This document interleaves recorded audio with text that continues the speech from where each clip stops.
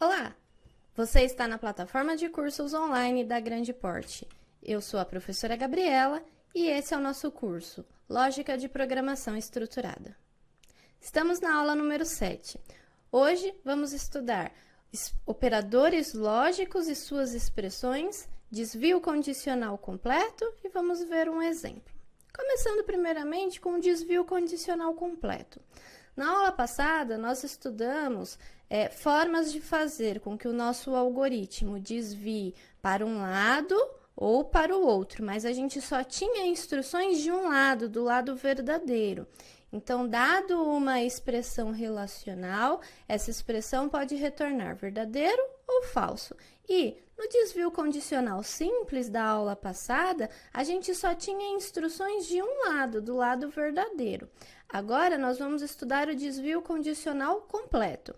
O desvio condicional completo, ele permite que você desvie o fluxo do processamento para um lado ou para o outro e em cada um dos lados você pode ter instruções.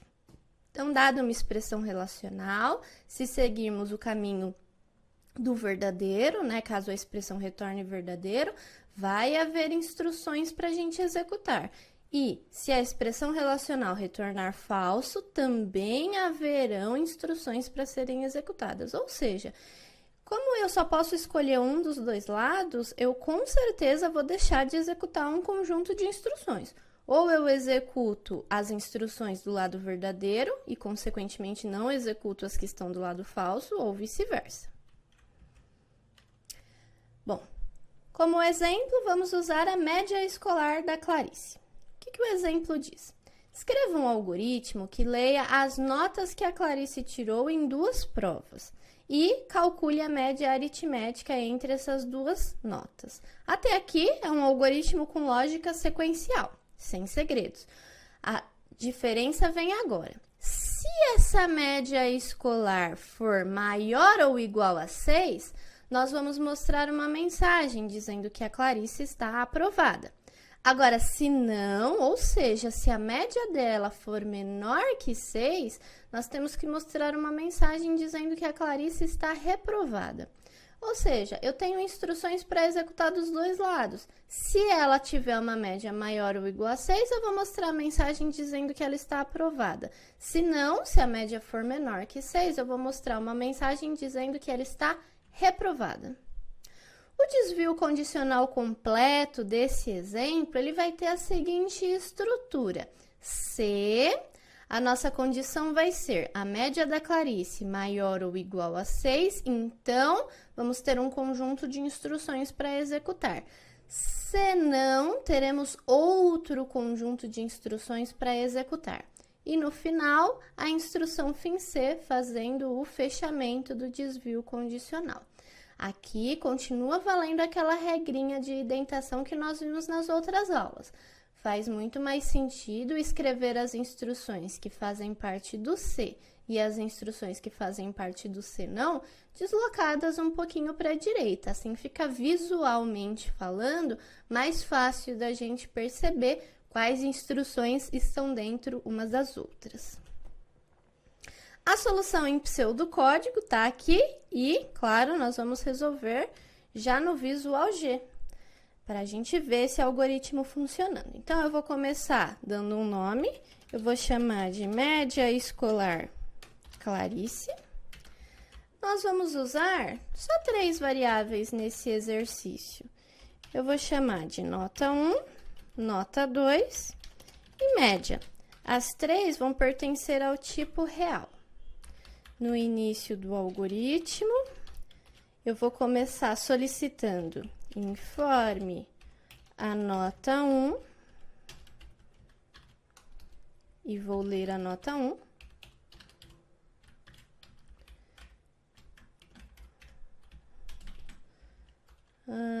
Vamos solicitar também nota 2 e ler a nota 2.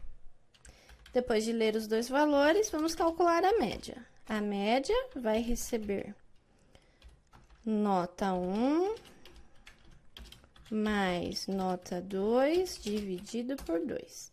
E vamos mostrar. média da Clarice é... E vamos mostrar a média. Agora vem o desvio condicional. Se essa média for maior ou igual a 6, então significa que a Clarice está aprovada. Então, vamos mostrar a mensagem. Escreva: parabéns, Clarice. Você está aprovada.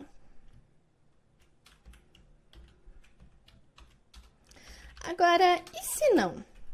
Se a média dela não for maior ou igual a 6, significa que está abaixo de 6.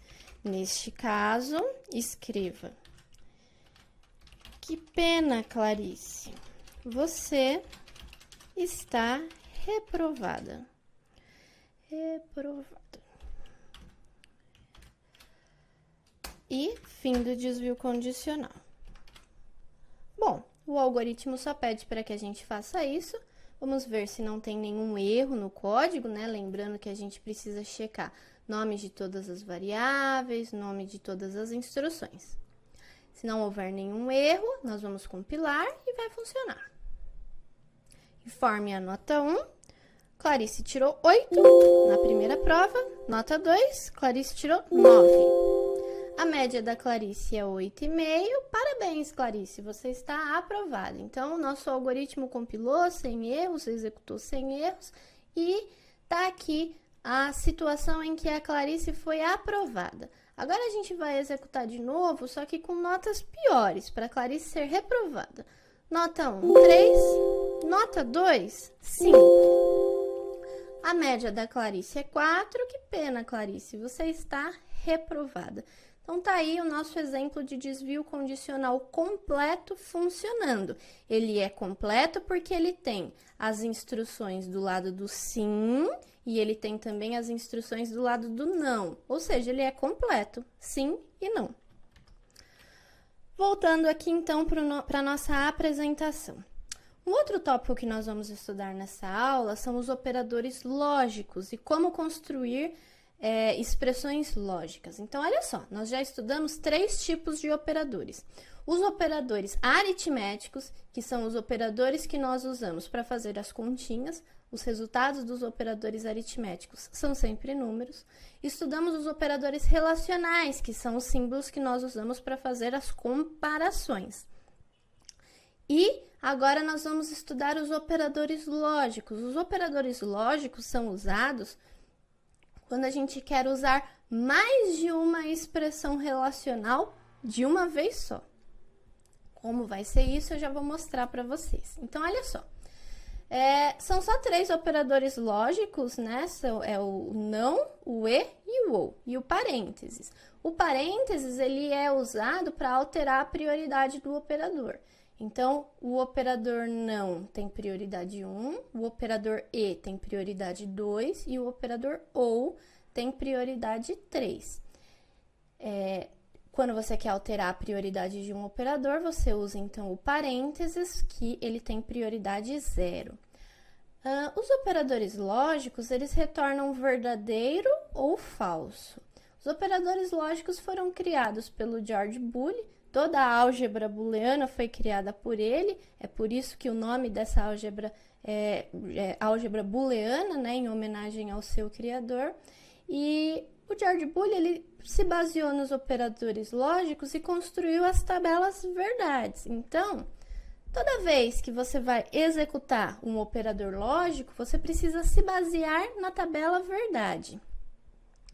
A ideia da tabela verdade é a seguinte: dado que você tem 2 entradas, de verdadeiro ou falso, você tem uma saída. Todo mundo que é da área de TI precisa ter as tabelas verdades de cor. Então, sempre que eu apresento a tabela verdade para os meus alunos, eu conto uma historinha, que eu acho que fica mais fácil de decorar. Então, vamos assumir que o operador lógico E representa uma família. Essa família, eu sempre falo que é uma família muito rígida. A família E é uma família muito rígida. O pai e a mãe vão representar as 2 entradas e o filho vai representar a saída. O cenário é o seguinte: sábado à noite, o menino quer ir para a balada. Aí ele chega para o pai dele e pergunta: pai, posso ir para a balada? Vamos supor que o pai dele responda: não, falso, eu não deixo você ir para a balada. Aí ele pergunta para a mãe dele: mãe, posso ir para a balada? E a mãe dele também fala não.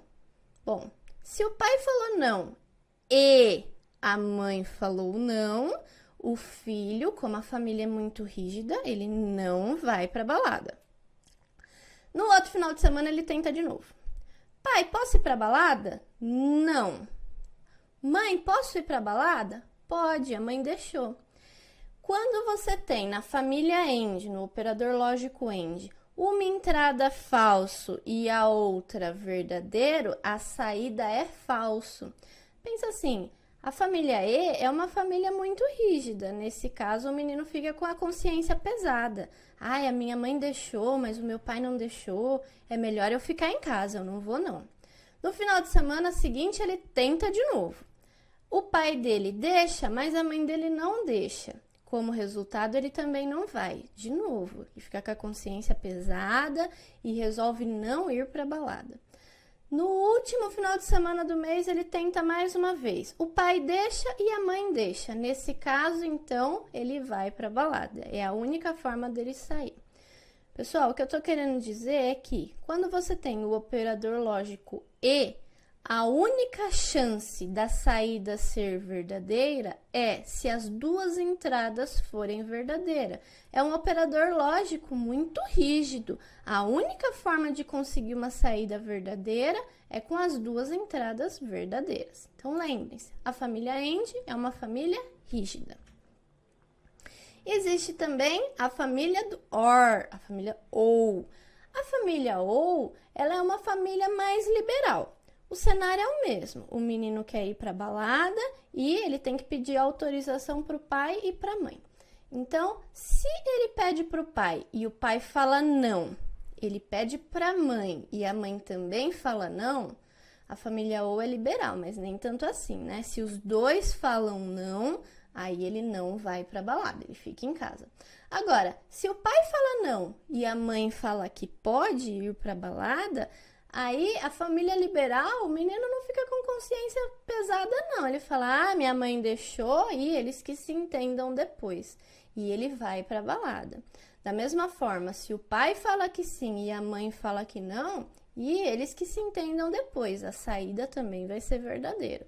E se as duas entradas forem verdadeiras, aí melhor ainda, né? Aí a saída também vai ser verdadeira.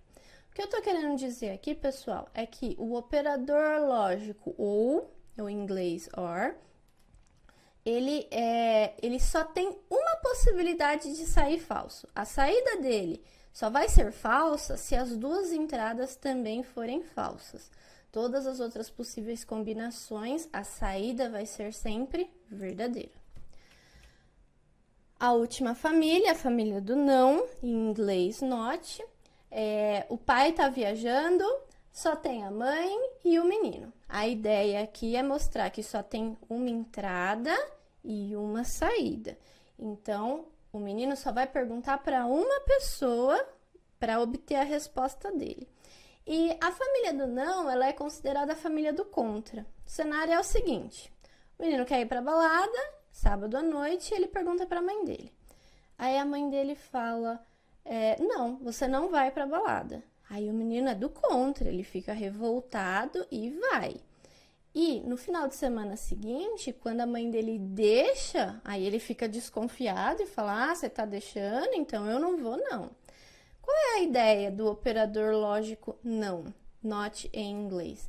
Ele sempre inverte a entrada. Se a entrada é falsa, ele retorna verdadeiro. Se a entrada é verdadeira, ele retorna falso. Ele está sempre invertendo o valor da entrada. Como funciona, então, o uso dessas expressões lógicas? A ideia é a seguinte, eu trouxe aqui alguns exemplos. Olha só, no primeiro caso, eu tenho uma expressão relacional aqui nesse comecinho, num 1 menor ou igual a 5, um operador lógico, que é o operador OU, e do lado, mais uma expressão relacional. Então, é como se fosse assim, desse lado é o pai e desse lado é a mãe. E eu tenho que executar seguindo o operador lógico OU, lembrando que o OU é a família liberal. A única forma de retornar falso é se os dois retornarem falso na entrada. Então, vamos lá. A primeira expressão, número 1 menor ou igual a 5. Número 1 é uma variável, então a gente tem que consultar aqui na memória RAM. A memória RAM, número 1, tem o valor 5. Então, eu quero saber se 5 é menor ou igual a 5. 5 é menor ou igual a 5. Então, desse lado aqui, retornou verdadeiro. É como se o pai tivesse dado a autorização. Agora, vamos executar o outro lado da expressão. Desse outro lado aqui, eu quero saber se o número 2 é menor ou igual a 5. O número 2 é uma variável, vamos consultar na memória RAM, tem o valor 10. 10 é menor ou igual a 5, o resultado é falso. Então, do lado de cá, como se fosse o pai, retornou verdadeiro, e do outro lado, como se fosse a mãe, retornou falso. Verdadeiro ou falso é a família liberal, se um dos dois deixou, a saída vai ser verdadeira.